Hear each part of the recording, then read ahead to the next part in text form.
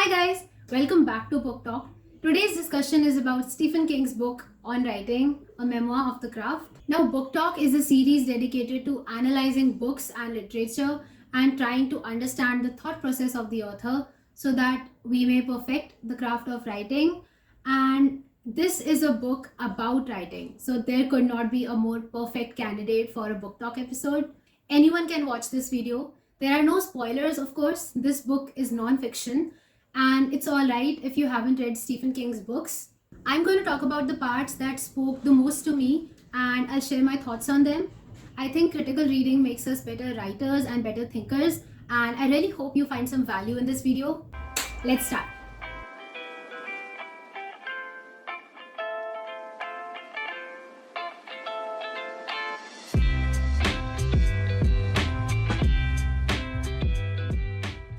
The first 118 pages are about his personal life, and he describes this section as not an autobiography. It is rather a kind of CV, my attempt to show how one writer was formed.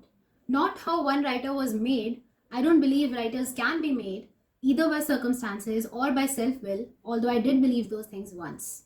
The equipment comes with the original package. Yet, it is by no means unusual equipment. I believe large numbers of people have at least some talent as writers and storytellers, and that those talents can be strengthened and sharpened. If I didn't believe that, writing a book like this would be a waste of time.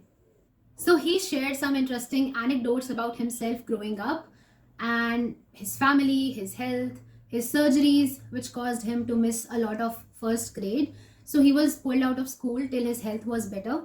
During this time, he read tons of comic books, and at some point he began to write his own stories. He would copy the comics word for word and sometimes add his own descriptions where they seemed appropriate. And he showed one of these copied stories to his mother. She was amazed. She thought that he had written them himself. But then he told her that he had copied it, and she was very disappointed and told him to write his own stories because he could do better. And he says that he remembers an immense feeling of possibility at that idea. One day, two unrelated ideas came together and gave him his first truly original story idea. And he says that good ideas seem to come out of nowhere. And a writer's job isn't to find these ideas, but to recognize them when they show up. So this idea came to him when his mother was sticking stamps in a collector's book. He wrote a story called Happy Stamps, and then went through a copy of Writer's Digest, which is an American magazine that contains market listings and calls for manuscripts and other resources for writers. And he sent this story to Alfred Hitchcock's Mystery magazine. He submitted a lot of short stories to magazines. I found a letter from him to an editor, and it looks pretty authentic. Happy Stamps came back with a rejection slip and a personal response from Alfred Hitchcock saying that you should never staple your manuscripts. Instead, you should send loose pages with a paperclip. In his room, he had a desk and a typewriter and 100 or so science fiction books. He pounded a nail into the wall and he wrote Happy Stamps on the rejection slip and then poked it onto the nail. By the time he was 14, this nail could no longer support the weight of the rejection slips, and so he got a bigger nail instead. And I think this speaks a lot about his relentless attitude towards writing. Sometime in the 1960s, when Stephen was 13 or something, his brother started his own newspaper called Dave's Rag, and they set up a small printing press in their basement. At this time, Stephen also became obsessed with movies, and for 8 years, on every weekend, he would hitchhike 14 miles to the theater and watch movies, horror, sci-fi, teenage gangs, monsters. There was one particular movie that affected him quite deeply, and that was The Pit and the Pendulum. And he got the idea to novelize it and to print it using the printing press in his basement and then sell copies at school. This was obviously in violation of many copyright statutes, but he was too young to know that. And it did sell a lot. It was his first bestseller. At the end of the day, the principal called him to her office and asked him why he wanted to write junk like that and why he was wasting his talent. And that left him feeling ashamed about what he wrote for many years. He was 40 before he realized that almost every artist, whether you're a singer or a dancer or a sculptor, has been accused of wasting their God-given talent and Someone will always try to make you feel lousy about what you do. During his sophomore year, he was appointed as the editor of the school newspaper, and he found it pretty boring. So he started his own satiric newspaper and filled it with fictional tidbits about his teachers, and all the students found it hilarious. His teachers decided to turn his restless pen into more constructive channels, and they pushed him to get a job at Lisbon's weekly newspaper. At that time, there was an opening for a sports reporter. Stephen wrote two pieces and gave them to John Gold, the editor, who took out a large black pen and made some corrections. He took out the bad parts and said that when you write, you are telling yourself the story, and when you rewrite, your job is to take out all the things that are not the story. Stephen says he's taken many English lit classes, many poetry, fiction, and composition classes in college, but in those 10 minutes, John Gold taught him more than any of them. He worked a lot of other odd jobs, and one summer he also worked as a janitor in a high school. One time he had to clean the girls' shower, and he noticed that girls' showers had curtains, something that boys' showers didn't have. One time while he was working at the laundry, this memory came back to him, and he saw the opening scene of a story. Girls showering in a locker room where there is no privacy, and one girl starts to have her period, but she doesn't know what it is, and all the other girls start pelting her with tampons. Stephen also remembered an article in Life magazine that he had read a few years ago, suggesting that some poltergeist activity might actually be telekinetic phenomena, and that young people might have such powers, especially girls, right around the time of their first period. And these two unrelated ideas came together, and that is how his novel Carrie was born. He kept this idea at the back of his mind. Then he talks about some of his financial problems and how he met his wife, and one story that he sent to a magazine that got him a $200 check, and another one that got him $500. He then got a job as an English teacher, and that is when he started writing Carrie. He wrote 3 pages and then threw them in the bin. He had 4 problems with the story. Firstly, the story didn't move him emotionally. Second, he did not like the lead character Carrie and did not much care about her. Third, he was not feeling at home with the all-girl cast. And fourth, he realized that the story would not pay off unless it was pretty long, meaning that the word count would exceed the outer limit of what men's magazines were accepting at that time. And he did not want to waste his time writing a story which he did not like and which he could not even sell. Carrie was his 4th novel, but the first one to be actually published, and Carrie sold for $400,000. He also talks about his substance abuse problems. He was a smoker, an alcoholic, and a drug addict, and he wrote many books in that phase. When his wife realized that he wasn't going to get out of this downward spiral on his own, she told him that he could either get help at a rehab or get out of the house. He took some time to think about it, and he wanted to think because he believed that he would not be able to write anymore if he quit these things. He believed that these mind-altering substances fueled his creative endeavor. So it was kind of like his life was a support system for his art. In the end, he chose his family and decided to quit anyway. On the road to recovery, he kept writing. The stuff that came out was flat, but he buried those pages in his desk and started the next project, and he found his beat again, and he realized that his talent for writing was still there, and that actually art is a support system for life and not the other way around. Substance abusing writers are just substance abusers. Addicts try to preserve their right to drink and do drugs at any cost, telling themselves that they need it for some creative purpose. What is writing anyway? For him, writing is telepathy. He's sitting and writing in December 1997, and you are reading this book, and if he writes, here's a table covered with a red cloth, you can see that in your mind. Maybe everyone will see a different shade of red, but that's okay. He doesn't need to describe every little detail about the table or the cloth because that makes it boring. And plus, he's writing prose, not an instruction manual. The point is that he is seeing something in his mind, and through his writing, he is showing you that in your mind. So you're having a meeting of the minds. And This is the power of it. This is what it's all about.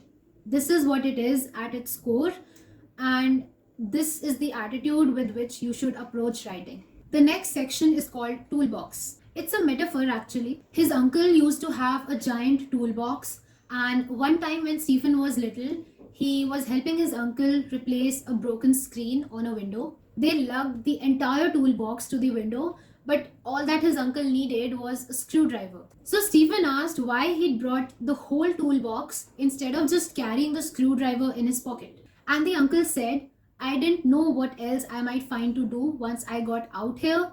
It's best to have your tools with you. If you don't, you will find something you didn't expect and get discouraged. Stephen suggests that to write to the best of your abilities, you need to construct your own toolbox and carry it everywhere. Then, instead of looking at a hard job and getting discouraged, you will simply take out your tools and get to work. The common tools go on top, and the commonest for writing is vocabulary. And you don't need an enormous vocabulary or really fancy words, because it's not about how much you've got, it's about how you use it. You can improve your vocabulary as you read. One of the really bad things that you can do to your writing is to dress up the vocabulary, looking for longer words because you're ashamed of the short ones. I am personally a huge believer of this. Back in my school, there used to be a girl who would write simply and then check the thesaurus and replace the simple words with really fancy ones so that she could sound intelligent. I remember when I read her poems for the first time ever, I didn't understand and I got a huge inferiority complex. I thought, man, she writes much better than I do, and I was greatly upset about it. But that's not true. Just because something looks complicated doesn't mean that it's good. And what's the point anyway? The purpose of writing is not to portray yourself as intelligent, but to make your readers feel something. And no matter how simply you write it, as long as you connect with your readers, your story will stay with them. You can write simply and still write well. And no one can say this better than Stephen King. I'm trying to get you to talk plain and direct. Remember that the basic rule of vocabulary is to use the first word that comes to your mind if it is appropriate. If you hesitate and cogitate, you will come up with another word. Of course you will, there's always another word, but it probably won't be as good as your first one or as close to what you really mean. The word is only a representation of the meaning. Even at its best, writing almost always falls short of full meaning.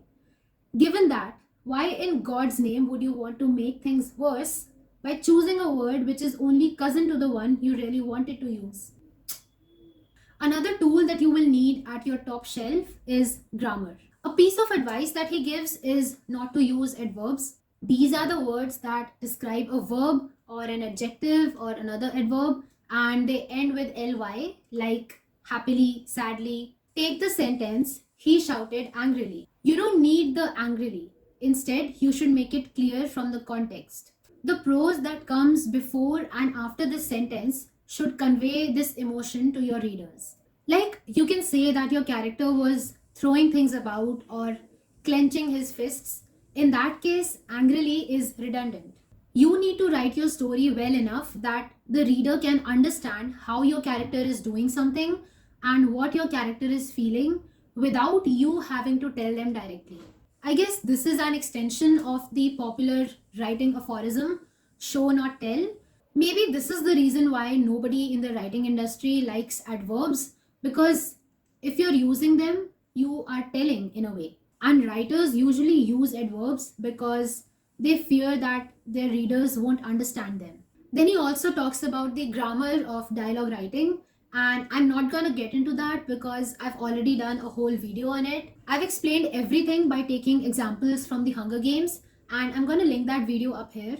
On the second layer of the toolbox are elements of style, and that includes things like diction and figurative language, sentence structure, narration, description. The more fiction you read and write, the more you will find your paragraphs forming on their own. And that is what you want. You should not think too much and let nature take its course. Anything that you don't like can be fixed when you are editing. Take this sentence. The boat was 30 feet of sleek white fiberglass with grey trim, tall masts, the sails tied. The second part is not a sentence, it's a fragment. And technically, it might be flawed, but it creates clear images and it breaks up the prose in a good way and it sets a kind of rhythm. In fiction, the paragraph is the beat of the song instead of the actual melody. A series of grammatically correct sentences can stiffen that line. And the object of fiction is not grammatical correctness, but to make the reader welcome and to make them forget that they are reading a story at all. And you'll do that when your paragraphs more closely resemble talk than writing, because writing is seduction and good talk is part of seduction. The third level of toolbox is writing real fiction. You build one paragraph at a time with your vocabulary and your knowledge of grammar and your basic sense of style, and you can build whatever you like. The next section of this book is called On Writing, and it's my favorite. Before I get into that, it would be awesome if you could give a thumbs up to this video if you're enjoying so far, and maybe you could subscribe if you enjoy such bookish discussions. He says that if you want to be a writer, you must do two things: read a lot and write a lot. And you don't have to study the craft as you read the books. Read because you enjoy stories, and subconsciously, you will still pick up a lot of things. You will experience different styles, and you might employ them in your own writing, and it will all blend together until eventually you discover your own style. Reading creates ease and intimacy with the world of writing. You tend to learn the nuances and the cadence of narration. You learn what good prose looks like. You learn about style, about graceful narration, about plot development and creation of believable characters. You get a sense of all that can be done. And sometimes, if you find a book that is so good that it makes you say that I will never be able to write anything that good, then that might inspire you to work harder. Being swept away by a great story is part of every writer's necessary formation, and you cannot hope to sweep someone away with the force of your writing until it has been done to you. You also learn what bad prose looks like, and you learn to recognize the bad things when they begin to creep into your own writing. Stephen mentions a terrible book, he can't even remember the name, and he put it down thinking, I can do better than this. And what could be more encouraging to the struggling writer than to realize that their work is better than that of someone who actually got paid for their stuff. And he very bluntly says that if you don't have the time to read, then you don't have the tools to write. And he also tells a little anecdote about his son. His son wanted to learn to play the saxophone when he was 7, and so Stephen got him a saxophone and started lessons. Some months later, Stephen suggested that it was time to discontinue the lessons, and his son was relieved. He hadn't wanted to say so himself, but he had realized that the saxophone was not for him. And Stephen knew this because his son was only practicing in the periods that his teacher had set for him. And he could play it well, but Stephen never heard his son surprising himself with something new or blissing himself out. So there was never any playtime, just rehearsal. When you find that you are truly talented at something and you enjoy doing it, then the idea of rehearsal becomes meaningless and you do it till you're exhausted because you as a creator are happy doing it. And that goes for reading and writing as well. And for me, this was one of the most relatable things in the book. Coming to his personal routine, he writes around 2000 words a day. I could never. Once he starts to work on a project, he doesn't slow down. If he doesn't write every day, then the characters begin to stale off in his mind and they begin to seem like characters instead of real people, and he begins to lose hold of the plot and the pace. And also, the excitement of spinning something new starts to fade and it begins to feel like work. Writing is at its best when it is kind of an inspired play for the writer. Wherever you sit down to write, there should be no distractions, no TV, no phone. Although, if you ask me personally, if you love your writing enough, then it is probably gonna be more interesting to you than your TV or phone. I write on my laptop usually, and the whole internet is available to me. But I don't open any new tabs unless I have to look up a word meaning or do some research or check my subscribers. Basically, if you really want to write, you'll find a way. And if you don't really want to do it, you'll find an excuse.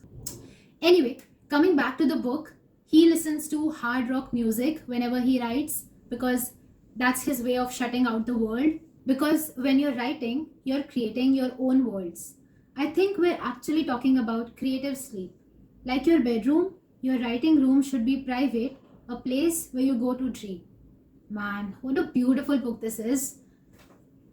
I also heard him say in an interview that writing is kind of like a self hypnosis, like a creative trance. Okay, so now that you are in your writing room, what exactly are you going to write about? And the answer is anything as long as you tell the truth. You will probably begin by writing the genre you love to read, and there is nothing wrong with that. You should not write something because you think it will impress your friends and family or something that will make you a lot of money. Book buyers just want a good story that pulls them in. And this happens when readers hear strong echoes of their lives in the books and when they recognize the characters and their behaviors and their talk. So write what you like and then enrich it with your personal knowledge of life, relationships, love. He doesn't believe in plots. Firstly, because our own lives are largely plotless, even when we take precautions and plan things. And secondly, because he believes in spontaneity. He has an idea about the outcome, but usually characters do things their own way. And he says, why worry about the ending? Sooner or later, every story comes out somewhere. He believes that stories make themselves, and the job of the writer is to transcribe them. Stories are found things like relics, and the job of the writer is to use the tools in their toolbox to get them out of the ground intact. Plot is the good writer's last resort and the dullard's first choice. The story that results from it feels artificial. I feel like you have to follow the characters and you have to follow the story where it leads. And the last thing that I want to do is to spoil a book with plot. I'm sure a lot of people will disagree with this. What do you guys think? Description is what creates a sensory reality for the reader. It begins with visualization of what you want your readers to experience, and then you translate what you see in your mind to words on the page. Less description will not be enough, and over description will bury your reader in details. It will slow the pace of the story and break the spell. Good description consists of a few well chosen details that will stand for everything else. Description begins in the writer's mind and ends in the reader's. So it's important to know what to describe and what to leave for your readers to imagine on their own. Dialogue is what brings characters to life through their speech. It is a skill best learned by people who enjoy talking and listening to others and picking up accents and rhythms, dialects, and slangs of various groups. The dialogue should be so real that your readers feel like they're eavesdropping on a conversation. And your readers will usually be able to tell when the dialogue sounds off and when it sounds right. And sometimes he uses profanity in his dialogues, and that's because he grew up as a part of America's lower middle class, and that is how these people speak. And these are the people he can write about with the most honesty and knowledge. So you have to pay attention to how the people around you behave and then tell the truth about what you see. The same extends to writing characters also. In real life, nobody is the bad guy or the best friend. In real life, we all see ourselves as the main characters, and you should bring that attitude into your writing. Now that we've covered the basic things, we can talk about ornamentation. And although it doesn't say so in the book, I think we can look at these things as the fourth layer of the toolbox. The first three layers talk about the vocabulary and the style and then writing the story itself. And I think when the basic storytelling is done, that is when you revise and when you kind of step back and look at the whole picture. And that's when you think about the figures of speech, the changes in verbal tense, the backstory, the theme, the pacing. You can use anything that improves the quality of your writing but doesn't get in the way of the story. Whenever I break down a book for book talk, I always talk about the theme. What does this book want to say? What is this book about? Every good book is about something.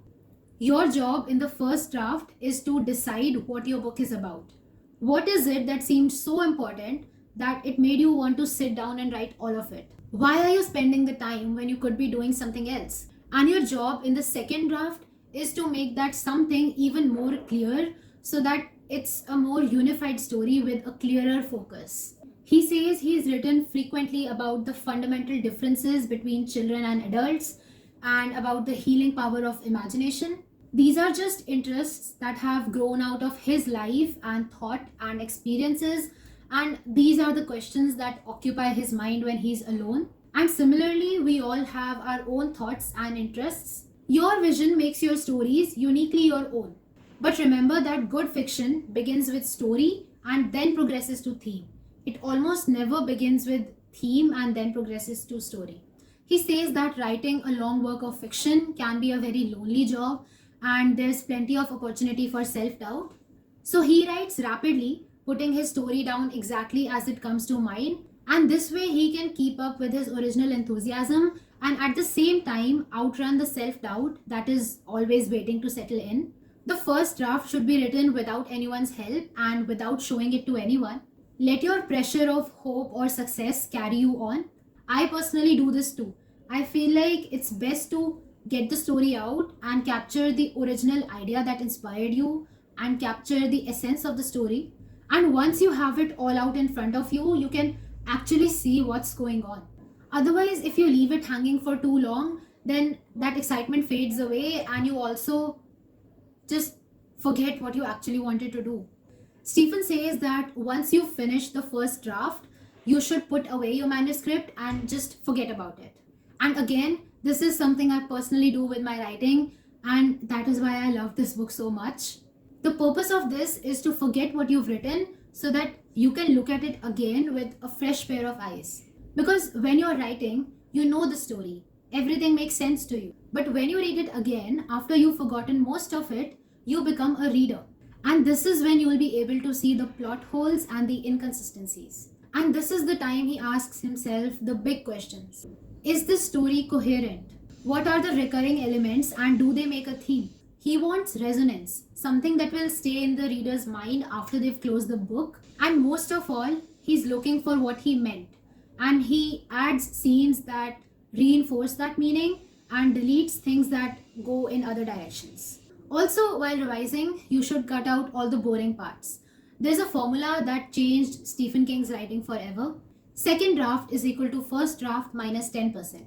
If you can't get out 10% while retaining the basic story, then you're not trying hard enough. And after that, it's time to show your writing to a few close friends or beta readers. His wife is his first reader and his greatest critic, and he watches for her reactions closely. For example, if she puts down the manuscript to do something else, he wants to know what scene was she reading and what was it that was so easy to put down. The last part is about literary agents, and they are all looking for the next hot writer who can sell a lot of books and make a lot of money. To find them, pick up writers' journals like Writer's Market, Writer's Digest, Literary Marketplace. The most important thing for a writer who's just beginning to submit stories is presentation. On the top of the script, there has to be a very brief cover letter telling the editor where you've published other stories and just a line or two on what this one is about, and then close by thanking him for reading. Use good quality paper. Your writing should be double spaced and include your address and your phone number and an approximate word count. And don't cheat because editors can usually tell the word count just by looking at the story.